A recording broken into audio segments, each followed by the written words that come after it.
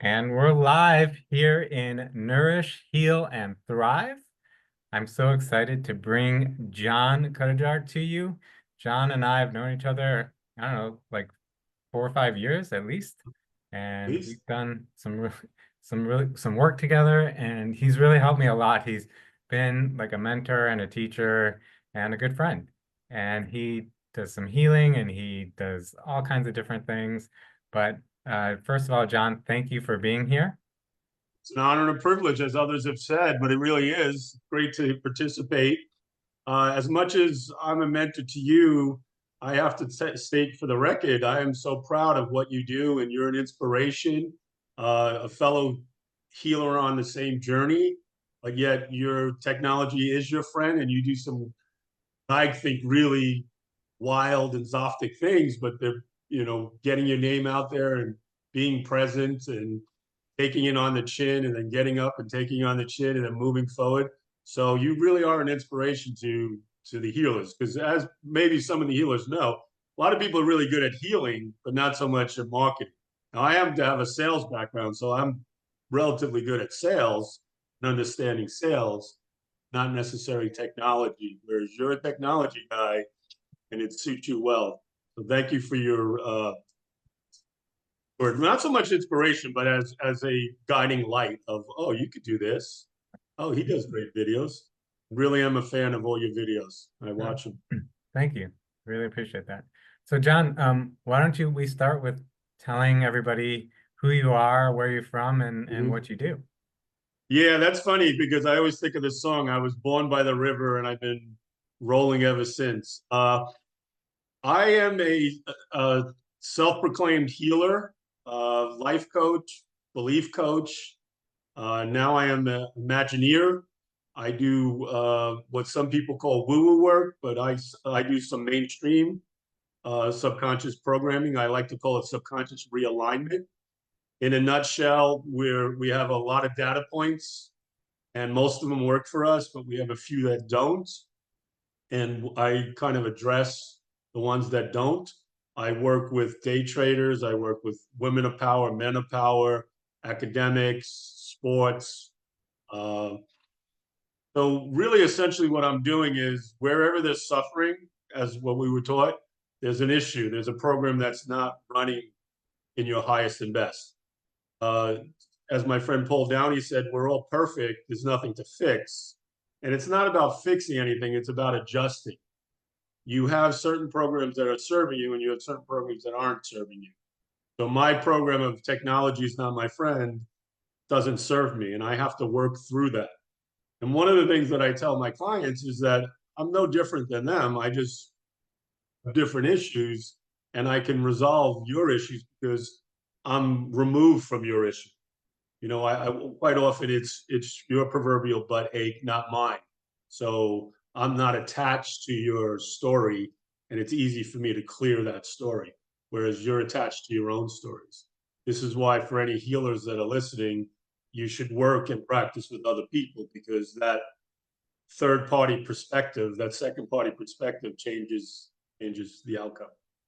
Yes, I was a mortgage guy for 30 years, opened up 40 branches nationwide, was a regional manager. I like to say that I caused the meltdown in 2008, but it really wasn't me. Uh, I did do subprime loans, and I wasn't a nice guy. I was doing it from anger and resentment, but I had to be successful because I grew up relatively poor in the roaring '80s, and it was all about grasping the brass ring, and I did. I grasped the brass ring. I made $500,000 a year, and I was empty, didn't feel right, and sold my soul for rock and roll kind of thing. And I realized, well, maybe I should get my soul back. So after the crash, I was listening, and now mind you, I had a minor in theology in college, and I've always been spiritual, and I've always been sensitive, and I've always been that guy with feelings. So wrapped in a rugby body, rough guy. So it was a great dichotomy to be tough guy, sensitive guy. So I heard our mentor Brent Phillips, and I got hooked up with him, and it was it's basically 15-year run that I was pretty much his number one or number two. Did a lot of his classes, was an assistant in his classes. And from there, it was like, okay, I mastered French cooking. Well, why don't I check out Italian cooking and then Swedish cooking? So I'm pretty familiar with a lot of modalities, right? I matrix energetics, beta healing, awakening dynamics, star magic, hypnotherapy. I've taken multiple classes on hypnotherapy, NLP. I've read a few NLP books. So I do kind of a hodgepodge of work with people. But again, as I said, I'm energetically shift patterns. And specifically, it's self-esteem, self-love, self-worth, which is what we've talked about. And when I tell somebody you have that issue, they're like, no, I have really high self-esteem, self-worth, self-love. And I've been going with this mantra for a while. You do, again, data points. You probably, if there's 100 data points about self-love, self-esteem, self-worth, you might have 78, 87 of them good. It's those 13 that are holding you back. It's that fear. So I developed this new technique where it's a two-sided coin, fear on one side, faith on the other. So you have a fear that's holding you back. You don't need to have a session with me. Just identify the fear that's holding you back, flip it over, have faith that the opposite of that fear can come true, then stamp that faith with knowing. So it's not just believing, it's knowing, and then go from there. So I have a client who has anxiety panic attacks, which that seems to be a big thing in my 25 to 45 age bracket clients, and anxiety panic attacks. And we work through that technique. And you take a step back and you put your observer on and you see the coin. This is my fear. This is my issue. Turn it over. I have faith, the opposite of that fear. And now I'm going to stamp it with knowing that it's clear. You could do that for manifesting, or as Mr. Downey would like to say, creating, which is just another word for manifesting. You're creating. It's all in the field. Again, depending on how woo you want to get, everything's in the field. There's a giant cupboard with every possible can of soup that you could want. It's just a question of which soup you want to take out of the cupboard. That's kind of how I explain manifesting to people. That you have all these possibilities in you.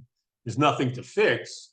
Just you need to pick the can of health. You need to pick the can of happy relationship. You need to pick the can of abundance. Why are you drinking the soup of no abundance? And then we look at what that issue is. So is that a good overview for you there? Yeah, I like that, and especially the can of soup, in the cabinet, because I think a lot of people say they want good health or they say they want to create something, but they don't even decide what that is. Right. They don't pick the can. They just they're just like opening the cabinet and staring. Yeah. Yeah. So in terms of law of attraction and the law of assumption, you have to be clear on what you want, attention and intention. So I want to be healthy, but what does that really mean? It's what's behind the phrase healthy. Well, does that mean I walk 4 miles a week, or does that mean I walk 4 miles a day? So the more clear and precise you are in your intention, you're likely to get that. The other issue about wanting to be healthy is people that want to be healthy or rich or good relationship, they're dwelling on the bad. So we always talk about the reality is X, but you have to be here. Your current reality, we don't care. You have to see the vision, and then your reality comes to that vision. So to use the point of the can of soup for health, you have to be clear on exactly what you want. Now, I've lost 88 pounds. I was a fatty. I was in the fatty club in Pee Wee football, and it was my badge of honor. It was how I showed affection, was eating. My mother was overweight. My father was overweight. So I was overweight as a little kid, damaged for that, of course. Then I kind of had my growth spurt and played rugby and kept the weight off. But then I got hurt and I had the expense account and I blew up to 322 pounds. So that caused a lot of problems in my life physically. Now, because I had a neck injury and because I had other injuries, and emotional issues, one of the big things about weight is they don't talk about how it's blocking emotion and feelings. That's why you're eating. You're eating your emotions. You don't want to deal with the pain Some people use alcohol to mask it. I used food. And then that stuff is in your fat, and energetically, as you lose weight, this is why when you lose weight, you'll have crazy emotions, because those were trapped, blocked emotions that you held on to, and the fat protected you.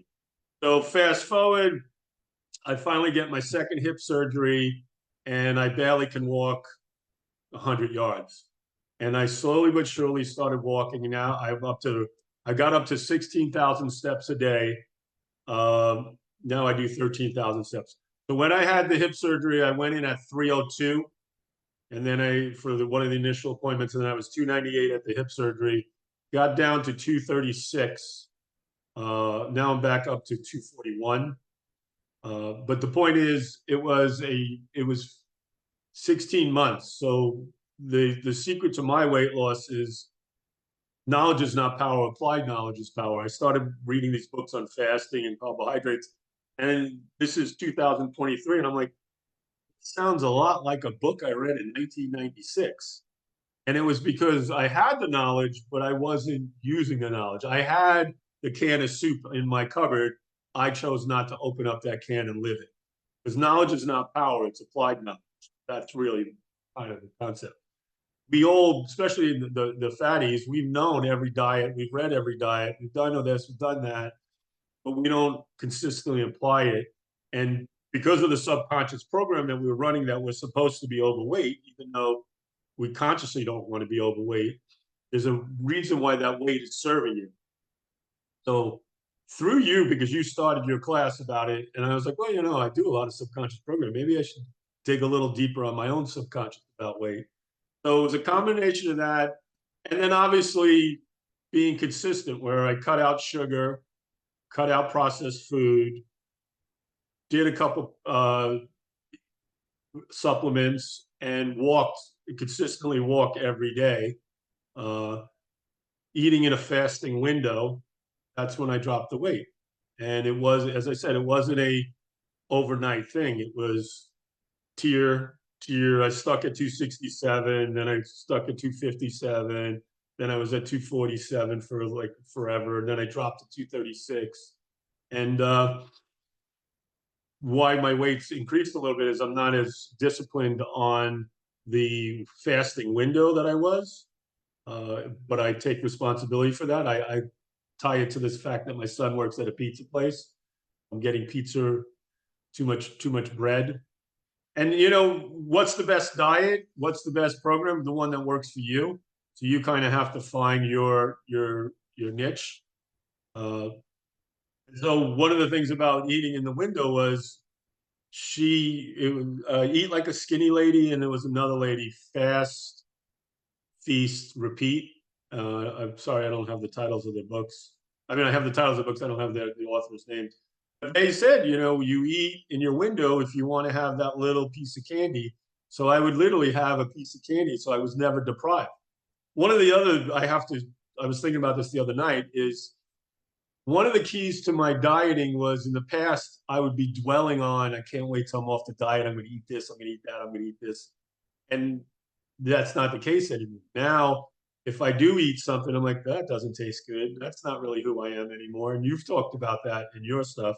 So if you're still thinking about how you're going to eat garbage after your diet, you clearly have some subconscious programming that you should get with Derek or myself or somebody to clear, because you should crave healthy, happy living, not, I can't wait till this diet's over, I'm going to do that. And I know we're in a microwave world and we want everything instantaneously. And even if you're going to use Ozempic or other things, you still have to slow and steady win the race, change your habits. Because the analogy with the subconscious, it's like a boat. If you take your hand off the control, you're going to go back to that original neuroplasticity of your brain, the path that you're used to. We have to clear that path. We have to, I say I do construction, right? I use my imagination and I engineer, right? So we're doing construction. We're taking your brain, the neuroplasticity of your brain, we're changing that. So now that you see yourself as X, Y, and Z, not A, B, and C anymore. As a healthy guy, you act as if. And that's, NLP talks about modeling. You're modeling the version of somebody that eats healthy. That's kind of some of the stuff I do with weight. And I talked Yeah. about, I think I never finished, I'm sorry, the self-esteem. So back to the self-esteem, you have to look at where you have self-esteem issues, because that is, call it sabotaging you, but it's also not allowing you to live a fortunate life. You're believing that this is your lot in life. And it works for Mary and it works for Steve. How come it doesn't work for me? Well, there's a program that you're running that's allowing you not to make it work. Yeah. So how do you, fix your self-esteem and self-love when you look in the mirror every day, but you don't like what you see? Yeah. Well, for 9.95, no, I'm just kidding. That's a great question, and I'd be more than happy to answer it. And I would answer it in many ways. It's never just one thing. You could do affirmations. You could say, okay, regardless of I was molested as a child, or I was beaten as a child, or I grew up poor, I was bullied, all those different things that either happened to me or my clients, in spite of that, I'm still going to win. So one of my most valuable lessons in life is I had a fabulous rugby coach who was a sales guy, and he would do the sales lines on us and like just make the excuse, just give it a number excuse. And we would not have we'd play, we were a college team and we'd play old boys teams, which meant guys in their 20s and to 40s. They would have coaches who were refs. So quite often the ref wouldn't make it to Flagstaff. So their coach would ref. Well, we never got a fair shake. So we basically came up with the thing that it's 15 on 15. If the ref's on their team, it's 16 or 15. But at the end of the day, we have to win. Regardless of the ref, we have to win. So regardless of I was dropped on my head, regardless I grew up poor, regardless all those things happen, we can't change that. We could reframe it and we could look at what the self-esteem issue is. So specifically, what is your self-esteem issue? Is it about you don't like what you look like? Is it body shaming? You don't like it, your experiences, your emotional. So to give an answer, it depends on what the client's lever is that we need to pull and then clear that belief. As you well know, I don't know if most of your clients or people watching understand digging and figuring out what the issue is, why we have low self-esteem. Like, as I said, I had a very successful career in mortgage, and this is why I work with salespeople, because salespeople, they have to validate themselves by being productive in sales. That's how but they really have low self-esteem because they need that outside result. They need to see their name on the refrigerator. They need to see their name on the top of the sales chart to validate how good they are. Whereas there's something inside that's missing that's causing them. So it's dangerous because if you take it away and say, oh, you can be validated without having that, well, then some of the sales guys are like, well, then why am I working so hard? So you have to look at what their self-esteem issue is. I have one sales guy, he says like he's a shark. If he doesn't keep moving, then he has to feel, and he doesn't like to feel. So you have to kind of meet them where they want to go. He was never going to let me deal with what his feelings that he didn't want to feel with, but we able to give self-love, self-esteem. And I had a lot of self-love issues, and I probably still have a lot of self-love issues. And I remember the mentor's mentor, Carl Wolf, said, "You're very lovable." I'm like, "What do you mean? I have an expense account. I have a lovely wife. I have two beautiful children. I travel, da, da." But it was all superficial stuff. It wasn't inside the love. And that was for basically, I would say, from my mother, who had a lot of depression. I was masking that depression. So once I came to terms with my mother's anxiety and depression, I went backwards to go forward. And that was when my self-love and self-esteem happened. But again, to answer your question, affirmations, Louise Hayes talks about looking in the mirror, seeing yourself, really feel the pain. Where don't you like yourself? If you look at yourself in the mirror, make a note of that, and then we could clear that. And one of the big secrets is in itself, of itself, bringing the issue to light helps clear it. So if you have to look at yourself in the mirror, And it's interesting because women, like, they look at themselves in the mirror, they put the makeup on, and they're not really looking at themselves in the mirror.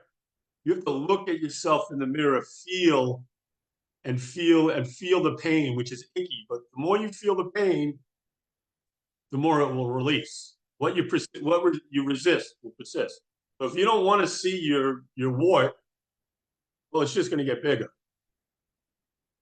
And so that's how I would say how I'd work on self-esteem, self-worth.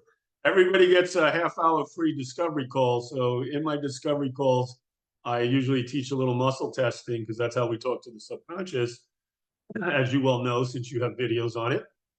But we do some belief clearing on self-love, self-esteem. But the other thing about self-love, self-esteem is if my client's 25 years old, they got 25 years of issues, plus they have ancestral roots because there is the family lineage. If I got a client that's 55, it's the same thing. They have 55 years. So self-love, self-worth, any of these issues are layered, the onion analogy, and we have to peel back and peel back until we get what we call the core belief. So, I don't know if that helps. Yeah, that's great, John. Thank you so much for sharing. Do you want to talk a little bit more about your business and how people can get a hold of you or Call uh, Derek and say that I want to talk to John. He's my agent. Uh, dynamicbeliefs.com. I believe you will add that to the chat. Mhm. Dynamicbeliefs.com. I have a discovery call. As I said, I give a free half hour.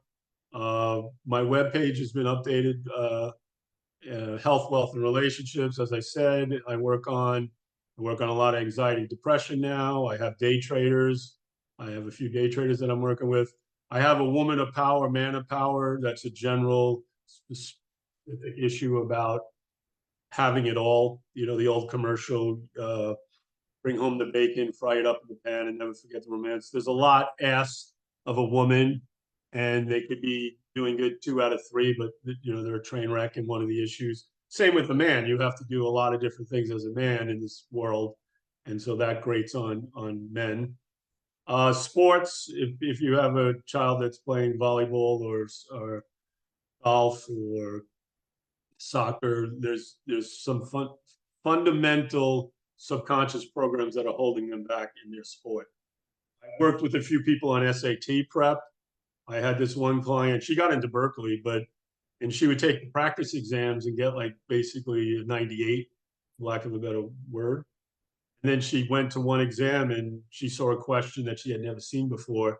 And she literally almost threw up and was just spun out from that point on. And it was a prep test. So we worked on her relaxing and being in the moment. Mindfulness is another thing that I'm familiar with. Meditation. I have a lot of different meditations I use to just relax.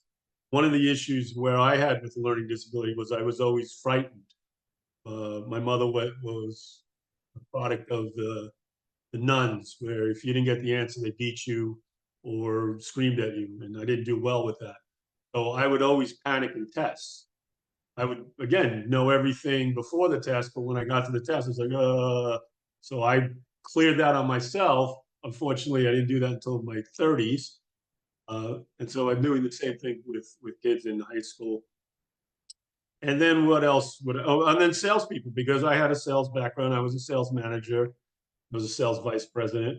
Again, we would see people that had the skills to be successful at sales, but they wouldn't be successful. And there was a program running that kept them from being successful.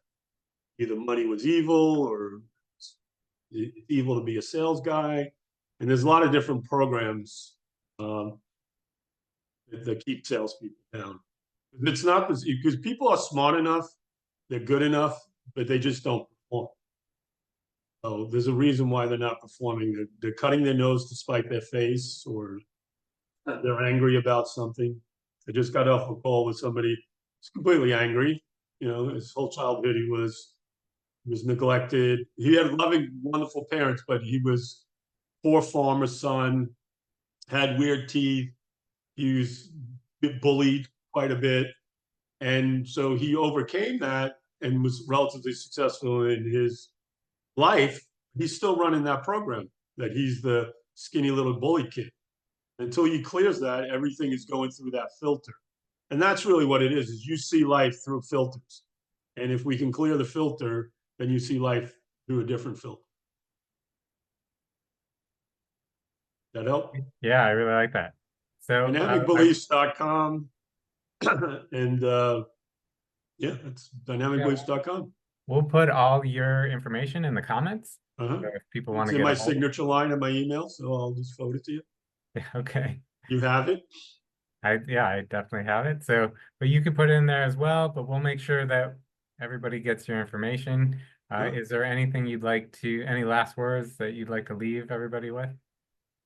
Um, that you are, Downey said it really well the other day about if you're on this call, you're pretty blessed. One of the things that I, being a New Yorker, is I didn't really live in gratitude. You know, I being negative and being negative reinforcement. That's all I grew up on, and I still excelled. I was like, okay, fine. But most people don't excel on negative reinforcement. And so, as a New Yorker, and I guess maybe a lot of New Yorkers do have gratitude, I didn't really understand gratitude. Thought I was grateful, but I didn't really understand gratitude. In these last few years, I dwell on gratitude and I dwell on love and I dwell on joy. I dwell on happiness. In fact, I have a technique about love, joy, happiness, gratitude, abundance, freedom. And so those high vibration words will take you far. And if you could just keep love in your heart and gratitude in your heart, you'll see a significance. And it's not about our love and gratitude when things are going well. It's love and gratitude when things aren't going well.